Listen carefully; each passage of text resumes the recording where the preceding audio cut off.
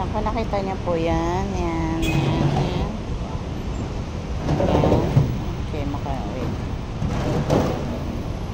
Yan.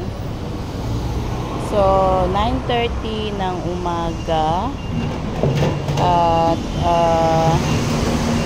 July 6. Okay. July 6. And then, grabe yung yung 40, yung init. Umaga pa lang, 9:30 ng umaga, July 6, 2024. 40 na yung init po dito, no? Talagang pa-summer na. Grabe na yung init. So, nakakamangha na yung init dito. So, syempre, priority going sa church ulit tayo. Tayo ay magsimba, tayo ay magpuri sa Panginoon. At bless natin ang ating Panginoon. Syempre, yung sama-sama tayo ng mga ating mga kaibigan, kapatid sa Panginoon, magpuri.